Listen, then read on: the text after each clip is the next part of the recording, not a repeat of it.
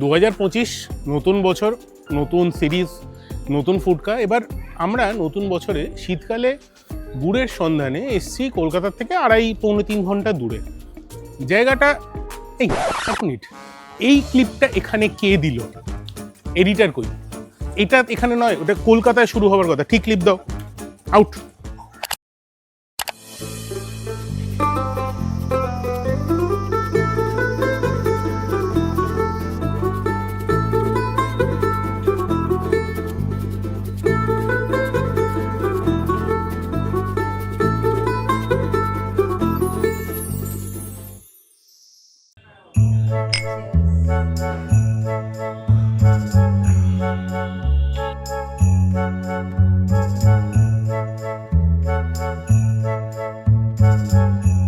Welcome to 2025, happy new year. আশা করি এবছরের একটাও রেজলিউশন আপনারা এখন অবধি রেখে উঠতে পারেননি। পৃথিবীতে কেউ পারে না, কেন পারে না জানি না। তো যাকে নতুন বছর, নতুন সকাল, চা দিয়ে শুরু হলো। স্বাগতা আমাদের বন্ধু, তো ফুডকার এপিসোডে এসছে। নতুন বছর নতুনভাবে শুরু করতে হবে। স্বাগতা, কেসি দাসে বসে আছি, কি খাবে বলো? কি অর্ডার করা যায়? প্রথম কথা দেখো, মিষ্টির দোকান এটা, বাট মিষ্টি আমি ভালোবাসি না, তুমি খুব ভালো করেই জানো। তাও আমাকে ট্রিট দিতে তুমি মিষ্টির দোকানে নিয়ে এসছো। So now you have to suggest me কি খেতে পারি বা তুমি আমাকে কি খাওয়াবে। দেখো, কেসি দাসে অনেক রকম ভাজা মিষ্টি হয়। তার মধ্যে একটা, যদি কড়া মিষ্টি ধরি, তার মধ্যে একটা দানাদার হয়, একটা রসমাধুরী হয়, একটা লবঙ্গ লতিকা হয়, অনেক রকমের অনেক কিছু মিষ্টি হয়। কোনটা বলবো? দাদা, শীতকাল, এই তুমি যতগুলো মিষ্টি বললে, এখানে একটাও কি গুড়ের?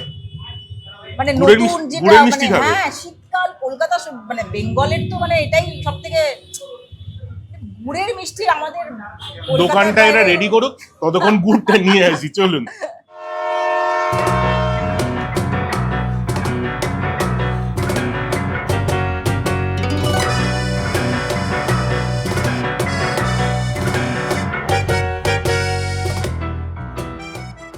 নদিয়ার এক গ্রাম হলো মাঝদিয়া। মানে আপনি যদি সকালবেলা 7:40 গেদে লোকাল ধরেন, শিয়ালদা মেন সেকশন থেকে 1 নম্বর প্ল্যাটফর্ম থেকে আমাদের ট্রেন ছেড়েছিল, ঝালমুড়ি, চা, এটা ওটা সেটা সব খেতে খেতে খেতে খেতে টুকটাক মুখ চালাতে চালাতে আপনি ঠিক সময় মতো পৌঁছে যাবেন মাঝদিয়া স্টেশনে। মাঝদিয়া স্টেশনে কি হয় না, মাঝদিয়া স্টেশনে কিছু হয় না। যেটা হয়, মাঝদিয়ায় যে হয়, পশ্চিমবঙ্গে তো বটেই, সম্ভবত ইস্ট ইন্ডিয়ার অন্যতম এবং সব থেকে বড় গুড়ের হোলসেল মার্কেট। শীতকাল আসছে, গুড় বা গুড় যারা বানান তাদের গল্পটা তো শুনতে হবে নাকি? চলুন।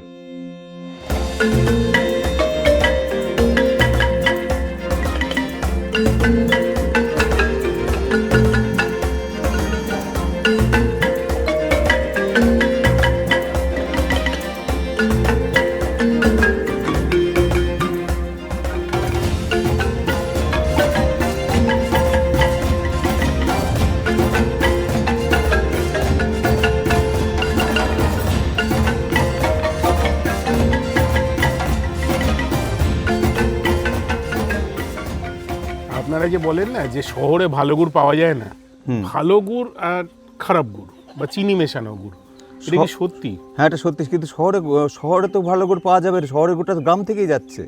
শহরে তো গুড়টা তৈরি হচ্ছে না, গ্রাম থেকে তৈরি হয়ে শহরে যাচ্ছে। এবার কি বলুন তো, খেজুর গুড়ের মান দিনে দিনে কমে যাচ্ছে, খারাপ হয়ে যাচ্ছে। কেন বলতে, এখনকার প্রজন্ম থেকে কাজে আসছে না, আর খেজুর গাছের পরিমাণ তো কমে গিয়েছে। এখনকার প্রজন্ম আসছে না কেন? এখনকার প্রজন্ম আসছে না, এখনকার অন্য, এ তো কষ্টসহিষ্ণু কাজ, নোংরা কাজ, ওই গাছে ওঠা, ওই গাছে ওঠা কাজ এখনকার প্রজন্ম এই কাজ করবে না।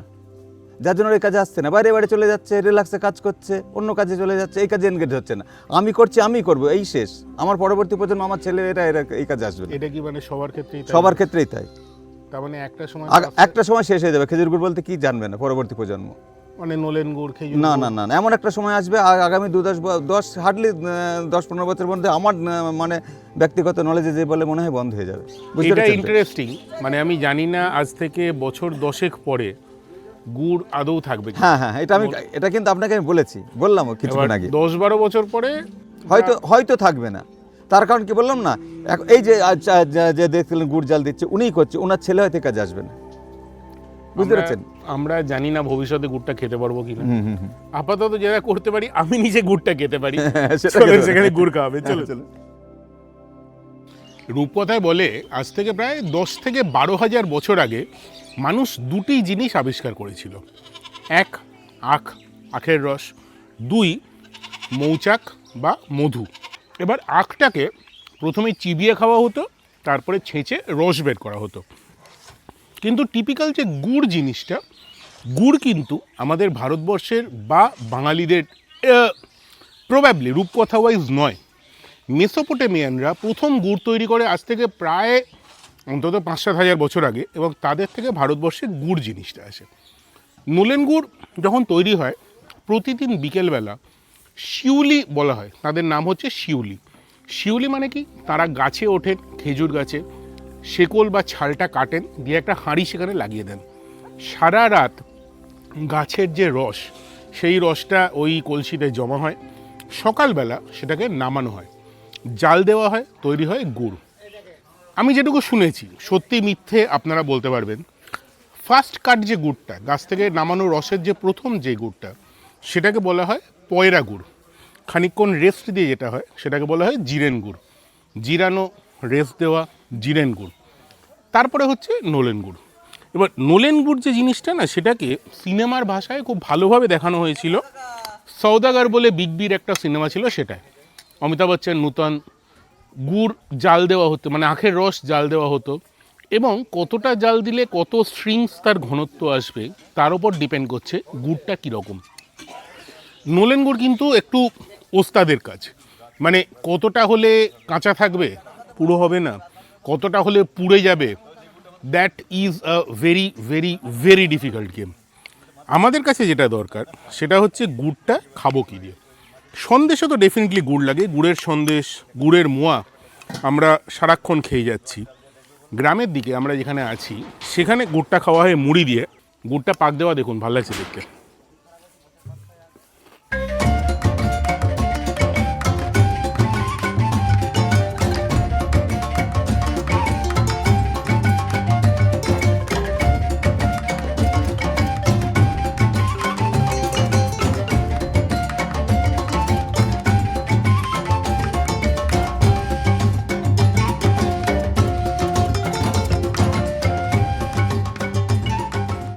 একটা প্রশ্ন খুব স্বাভাবিকভাবেই আসতে পারে, ধরুন খাচ্ছিলাম কেসি দাসের মিষ্টি, গুড়ের মিষ্টি, সেখান থেকে হঠাৎ গুড় বানানো, এই ওই তাই, শিউলিদের গল্প। আছি কোথায়, কেন আছি?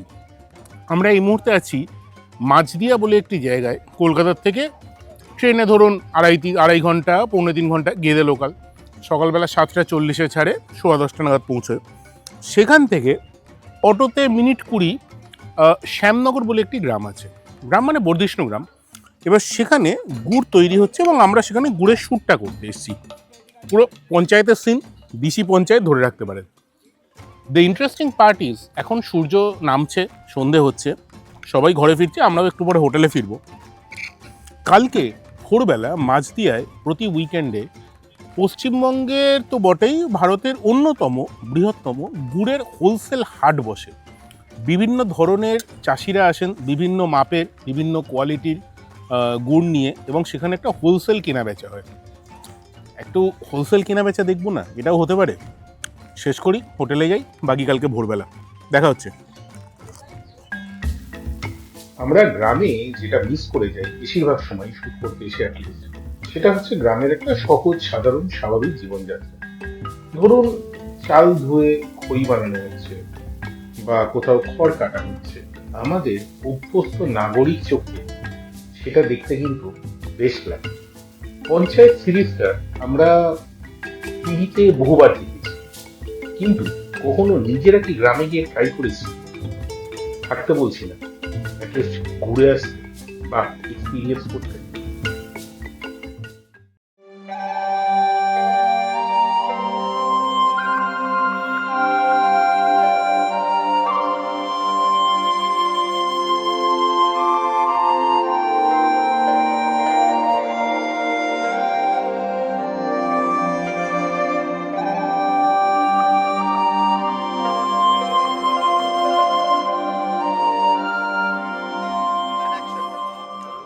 মাঝদিয়া গুড়ের হাট, যেখান থেকে অ্যাকচুয়ালি চাষিরা গুড়টা আনে এই হাটে। বিভিন্ন চাষিদের নাম লেখা থাকে এবং সেখান থেকে গুড়টা যায় কলকাতার বা বিভিন্ন জায়গার আড়তে। সোজা কথায় হোলসেল মার্কেটে।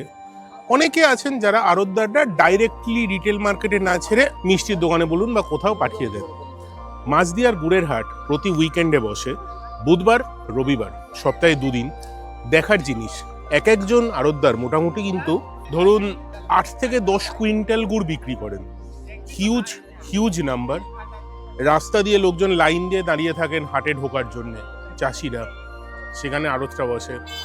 ঘুরে আসুন, দেখার জিনিস। আমি একটু ওদিকে আছি।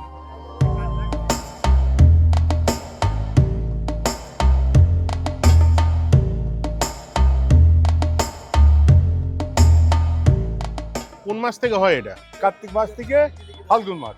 কার্তিক মাস থেকে ফাল্গুন মাস ধরে গরমের আগে আমরা যদি ইংলিশের হিসাবে যাই, মোটামুটি নভেম্বর থেকে মার্চ, নভেম্বর, ডিসেম্বর, জানুয়ারি, ফেব্রুয়ারি, মার্চে যতদিন না গরম পড়ছে, গুড়ের একটা হোলসেল মার্কেট হয়।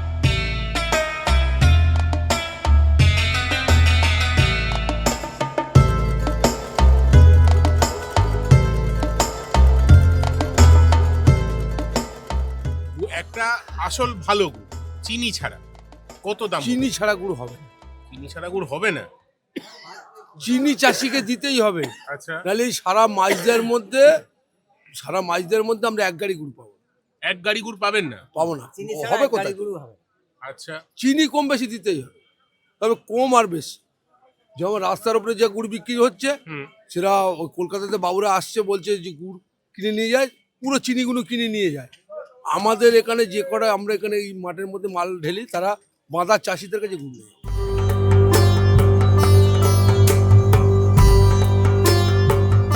লস আমাদের গাছ কেটে 100 টাকা কিলো গুড় বিক্রি করে কি ফায়দা হবে? কোনো ফায়দাই হচ্ছে না।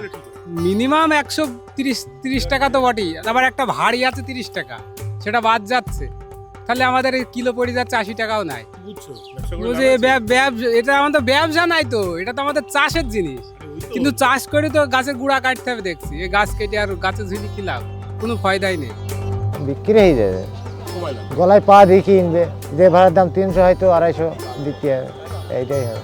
কিরকম দাম যায় গুড়ের? এইগুলো 350-400 টাকা, 6 কেজি করে গুড় আছে। কত করে আছে? 6 কিলো করে গুড় আছে একটা হাঁড়িতে। আমি জানি না দামের ব্যাপারটা কি করে হবে, সেটা বোঝাটা অনেস্টলি আমার কাজও নয়। হয়তো সেটা সরকারকে বুঝতে হবে, হয়তো অন্য কারোকে বুঝতে হবে। আমার কাছে খবর পৌঁছানো, জান বাকিটা কি হয় আপনারা দেখুন।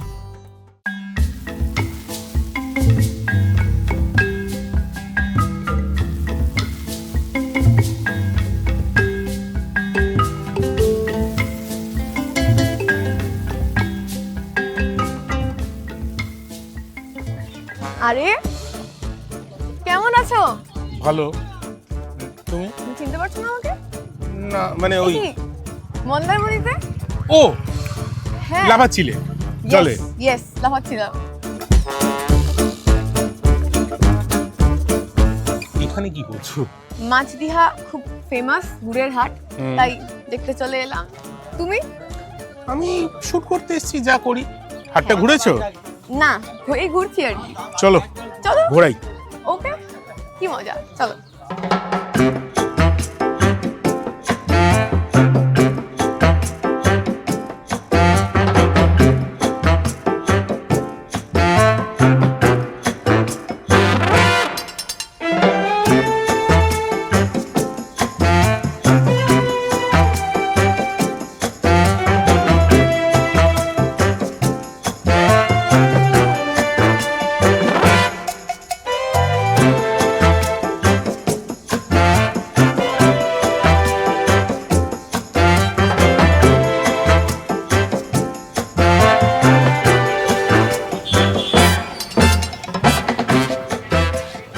বল শুনি। হ্যাঁ এটা গরু, হ্যাঁ এটা গুড়, হ্যাঁ, এটা তুই, এটা আমি। যাই।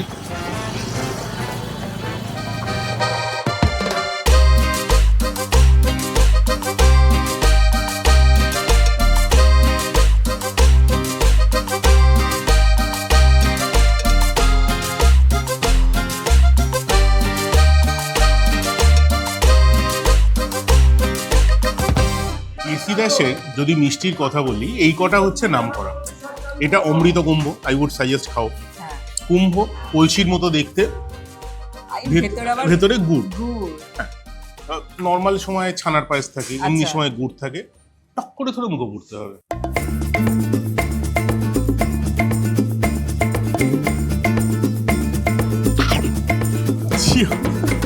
গুড়বান।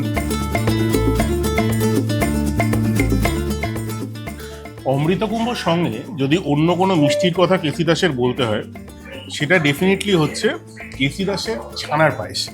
ছানার পায়েস কি, পুরো ছানা গ্রেটেড অলমোস্ট, সেটাকে দিয়ে সুন্দর একটা ঘন গোদা পায়েস তৈরি করা হয়, গুড়ের ফ্লেভার। টু গুড, খেয়ে দেখতে পারো।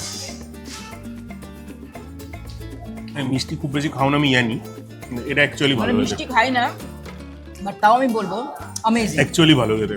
বিউটিফুল। কেসিদার শব্দটা শুনলেই আমাদের কি মনে হয়? রসগোল্লা, গুড়ের রসগোল্লা, অমৃত কুম্ভ, এই মিষ্টিগুলো চেনা শোনা, কিন্তু তাদের অনেকগুলো অচেনা বা কম চেনা একটা নোনতা জিনিসপত্র আছে। যেমন ধরুন এই ছানা ক্যাপসিকামের চপ, যেমন ধরুন একটা বেশ সুন্দর ডালপুরি ছোলার ডাল, যেমন ধরুন একটা খাসা চিজ ভরা সিঙ্গারা। খেয়েছেন কখনো? জানেন না? শাবাশ।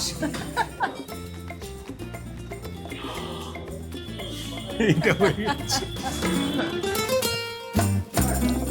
Cheers.